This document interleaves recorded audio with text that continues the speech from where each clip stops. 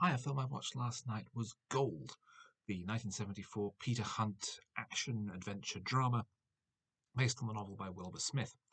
It's set in a gold mine in South Africa and follows the experiences of an engineer who, after an accident in one of the galleries, is appointed the new general manager for the mine.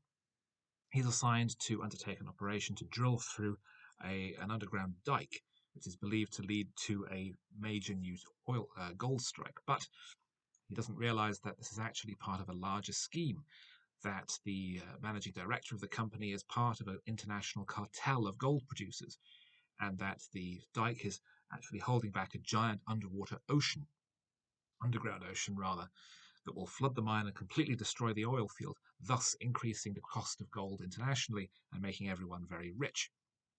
And whilst Roger Moore's main character, the engineer, is continuing with this, he also starts having an affair with the managing director's wife. It's a film with two separate storylines because the reveal of the deception only comes right towards the end. And as a result, we have several separate parallel storylines.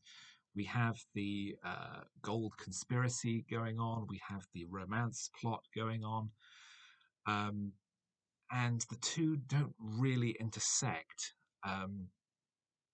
Another issue I thought is that the film is very interested in the mechanics of gold production. There's a lot of location filming, there's a lot of documentary style footage, and shooting inside an actual gold mine in South Africa. And this means that the story can slow down a bit as we learn about the gold business, and it feels as though the film is getting in its own way, as though it's not allowing the story to be told more fully. Um, the various villains are thinly sketched and somewhat poorly characterized. They seem to be just motivated entirely by greed, and it makes it a bit dull.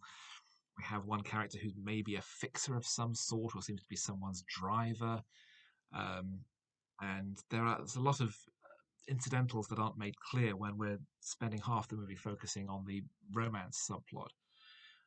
Roger Moore plays the engineer and is his usual standard screen persona. He's quite engaging, he's quite likable. Susannah York plays the love interest, who does have actually something to add to the story towards the end when it turns out she has a pilot's license, so is able to bring him to the scene of the mine disaster very quickly. And there are a number of major supporting players like Ray Milland or John Gielgud, who has two scenes and whose storyline is never properly wound up.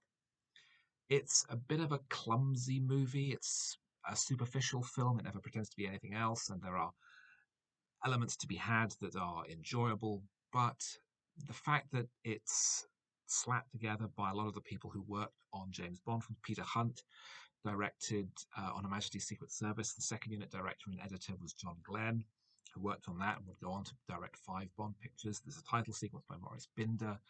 There's even a title song from the writers of Goldfinger, ironically enough, and it's sung by someone who's definitely doing an impression of Tom Jones. There's another love ballad that was Oscar nominated. It feels as though everyone involved ought to know better, and it's being dragged down by an unwieldy script. I did notice that there's some attempt at copying Hunt's editing style. There's a scene of Moore and York together in the bath that has Hunt's style of jump cutting, which doesn't really work for a romantic scene. It's to accelerate action and not to remove the dull bits from an otherwise static dialogue. Um, and the weirdly abrupt ending, I think, doesn't help at all. Um, and this is before we even go into the issue of shooting a film in South Africa in the middle of apartheid, which was very controversial, and a number of people didn't want to be involved. The film was barely released in the US, at the bottom half of a double bill with The Taking of Pelham 123. It's not a great film, it's passable, but I would say in particular that time has not been kind to it.